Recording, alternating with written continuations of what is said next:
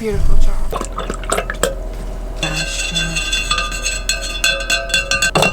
Shake that shit.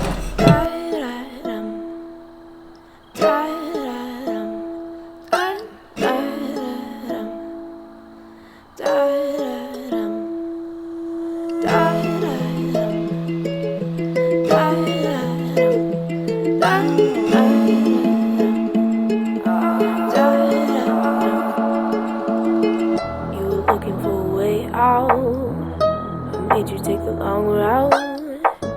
No, I just don't know how you ever found a way out. You said your love was all spent, but I'm not sure what you meant.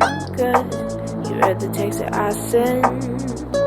Thought your love was all spent, and I don't know why you let me fall.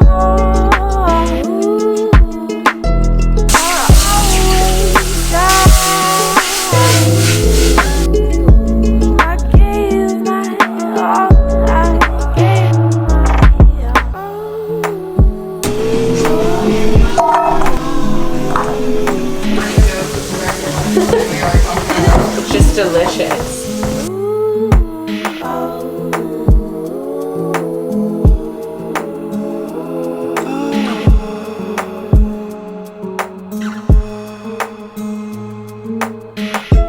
Oh, I hope that you'll take it slow, so that if you crash, you'll still come back home to me.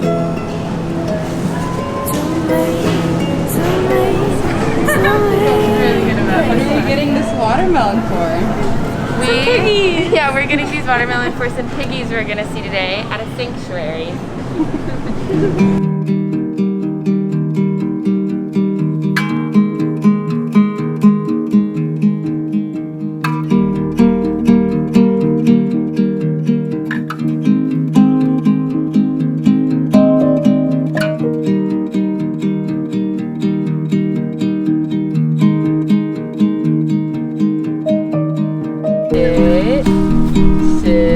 Good job. You must be the pig whisperer because she's like really nervous too. Her and Sai both aren't like super friendly pigs, and they both came up to you. This is so cute. She's sweetie.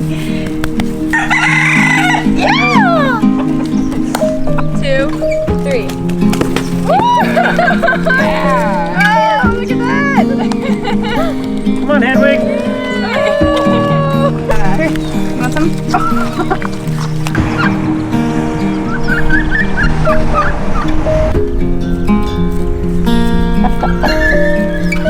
This week, I visited a sanctuary in San Diego called the Shore Sanctuary, where I met pigs, chickens, ducks, and turkeys who had been rescued from a life of abuse, exploitation, and slaughter. They were each given a name: Hedwig, Cyrus, Martel, Joby, Indy. I was told that Hedwig gets nervous around strangers. Martel loves to cuddle. And Indy, an adult turkey, treats Joby, the baby turkey, like her child.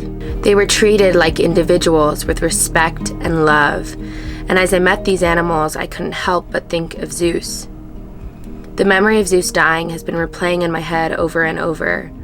I've been mourning his death, crying often and finding solace in the friendships around me. I'm heartbroken. And even though my heart breaks deeply to have lost Zeus, my heart breaks every day for the dead animals I see on other people's plates.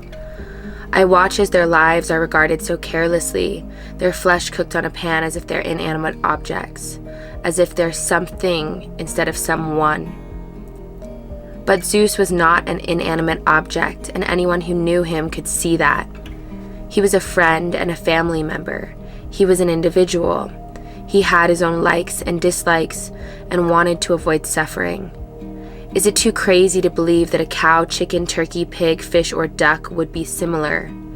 What quality do these animals have that make us believe they should not have a right to be free from suffering?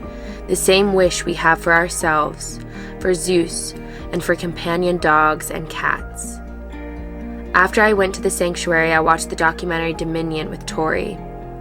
I saw undercover footage inside of pig farms across the world. I watched in horror as I saw farmers throwing baby piglets across the room. I saw them slam their bodies on the concrete floor, which is a practice that is totally legal called thumping. I saw pigs being lowered into gas chambers. They were screaming and fighting for their lives, and my heart hurt, knowing that the animals I saw in the video were no different than the animals I met at the sanctuary. And so I'd like to ask you a question, not with judgment nor entitlement, but as food for thought, as ironic as that phrase is. How many of you offered me your condolences after Zeus died and later ordered the body of a different animal, someone no different than Zeus in all the ways that matter? And how many of you consider yourselves an animal lover, but pay for someone to torture and kill the animals you supposedly love? You do want to snuggle with your mommy. Is this Bailey or is this? This is Bernadette. Or no, this is Howard. Howard. Okay, so it's so cute. And they lock, so that's their private balcony. Did you see how they have a screened-in porch out there? Oh wow. And then it locks at night, so we lock the door at night so they can't get in. Yeah.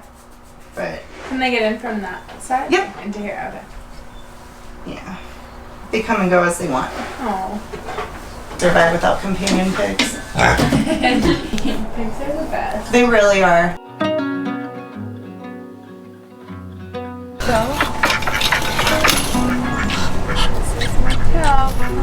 Living legends. Martel is a senior duck.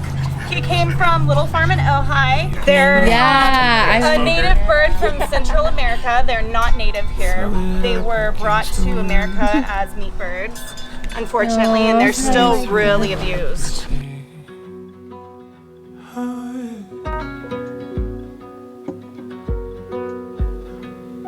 I don't care day or dark.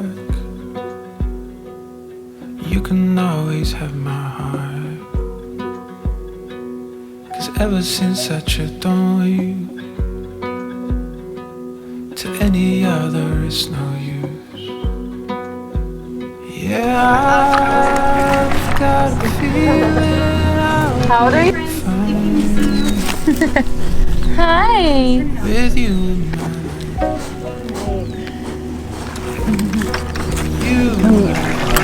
Am I embarrassing you?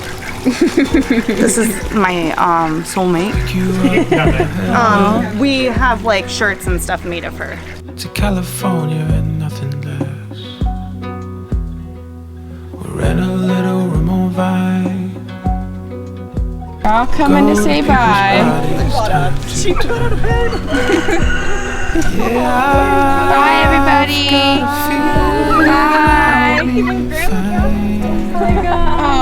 You're so sweet. with you in Bye. We loved meeting you guys. you in my life. What are you grateful for?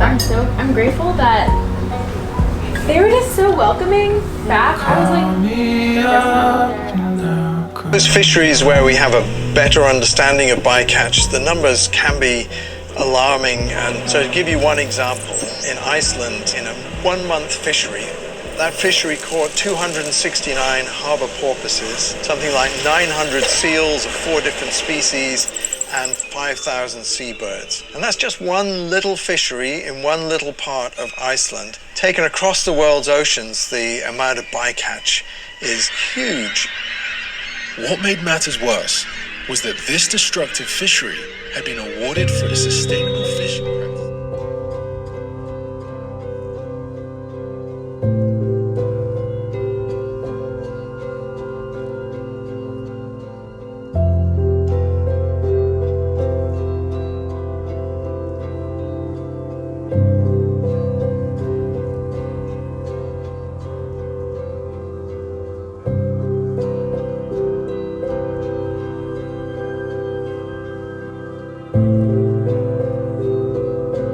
cheers. Cheers.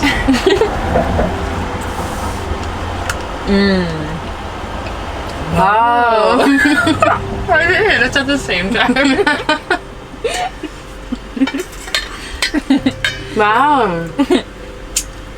That's really good. I'm not a pancake person. I don't make pancakes very much. This is incredible. This might be the best pancake I've ever had. Last night, Tori and I watched this documentary, Seaspiracy, which, what would you say it's about? Seaspiracy is uncovering all of the, basically just the fishing issues that's affecting our oceans, the life in the oceans, and ultimately us at some point. I'm gonna try that. Okay. Does mine look better? Do you want it to switch? It looks way different and like fluffier. But I'm curious. Okay, I'm gonna try yours. How would you describe it? The pancake or the documentary? Documentary. I would describe it same as you. Like, it's a documentary that details how harmful fishing is to the oceans, to the environment, to coral reefs, and obviously to the animals. But I feel like there's a lot of shocking information in that documentary that a lot of people don't know about. And is there anything that when you watched it, you were like, whoa, I did not fucking know that? Honestly, a lot of it. But the one, I mean, it started out talking about the whaling, basically. This is really good. Yeah, the whaling, and I had no idea that wasn't even a thing. Like, I had no idea people were even killing whales in the ocean. And to know it's such a massive thing that isn't talked about, that blew my mind. Like, how did they just keep that undercover? Like, nobody knows about it until now. I know! Oh my gosh, they're here!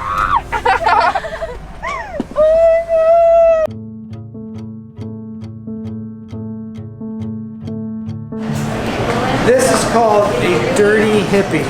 A dirty hippie is a hemp chai with an espresso shot. And I like to say, you are what you eat.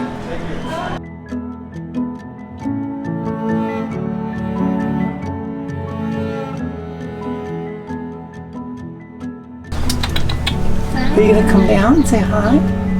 Wow, she looks like Wildcat. She's a total wildcat. Her great grandmother's an African serval, which is the wild cat that is the breed of the Savannah cat. Back in the 90s, somebody took a Siamese cat and hybrided it with an African serval, and the Siamese cat's name was Savannah. So the whatever the cat association classification, they call it a Savannah cat. So she's an F3. Her mom's an F2, super wild. Her brother was like 30 inches tall, could jump like 7 feet in the air. And then her great grandmother was an actual African wildcat. I love how you know the history of your family.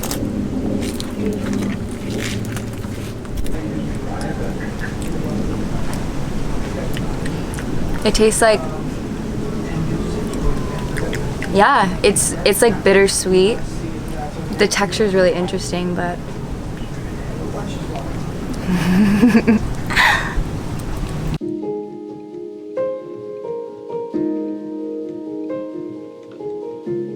We are going on a bike ride to the ocean with our friend Boise that we met in Lake Tahoe.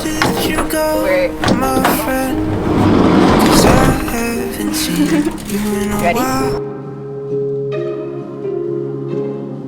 You must have got lost in your head, 'cause I really missed your smile. Do you remember it? Our great adventure. Do you remember it? 'Cause I know I do. We'd spend our summers in the wildflowers, dancing in the rain for hours. All we knew was how to have some fun. Imagination. Oh, how I've missed you. But they're these little golden berries. You buy them at like Whole Foods for like $3 for a little thing. And they're super yummy. And this one is good enough. And this is how nature puts them in the thing. Put your hand out. And then watch her face when she eats it. That's how nature practices. Now watch her face when she eats it. Whoa. Isn't that good? Whoa, that's incredible. Yeah, isn't that amazing? Oh my gosh. Yeah, golden berries. Y'all need to try that. Go ahead, you gonna eat that one? Try. Somebody cleans up all right.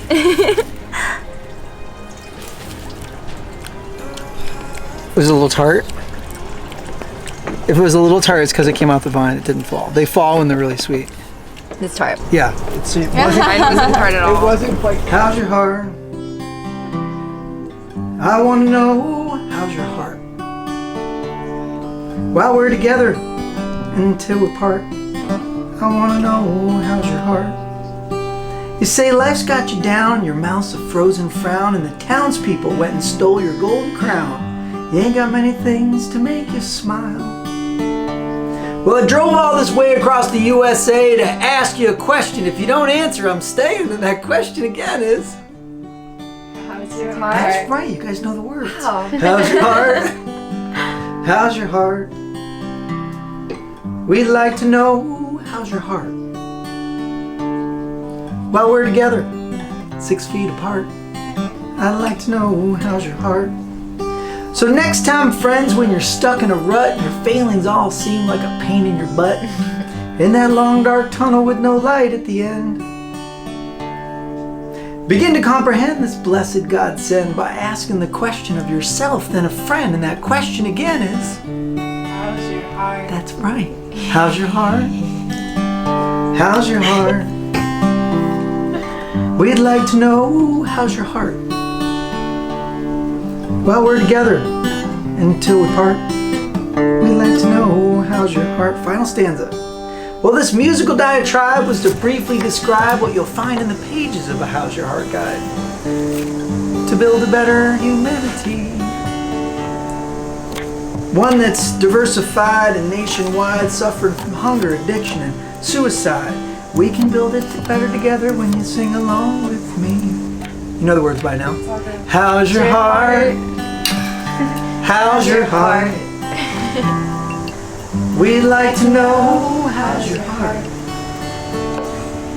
While we're together, 6 feet apart, we'd like to know, how's your heart? How's your heart? How's your heart? How's your heart?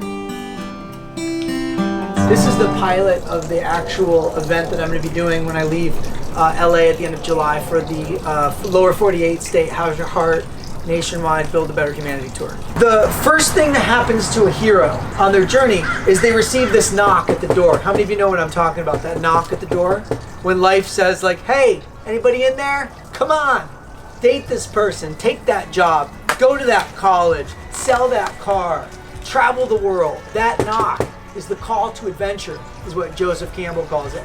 I call it in Storyforth the knock at the door, because I believe that there's a great, grand, annoying knock that's hitting everybody's front door, and if you don't answer it, it doesn't go away. You just are stuck, denying yourself answering the call to your own adventure. The second piece of the monomyth is the crossing. So we all have to cross through something. So if you've ever heard the knock at the door and you've answered it, you had to make a journey, and that journey led you to what I call a metadeath. And a metadeath is M-E-T-T-A. That's the loving, kind, compassionate Buddhist term for a way of being that is kind, compassionate, and loving. My vegan friends, you're metta towards every breathing creature. So you have a loving, kind, compassionate way that you feed yourself by not laying waste to any breathing animal, right? That's a metadeath, a loving, kind end to a way of being. So when you enter the crossing, you have a metadeath. And when you leave the metadeath, you're a different person. And your quest is fulfilled. Once you get the quest fulfilled, there's gold that you get from that quest, just like if you were searching for gold. And then the last one is you get to go share your riches, your wealth, your wisdom with the village, with society, with your comrades, with your family, with your loved ones. So We walk this road, it takes us home where love is true.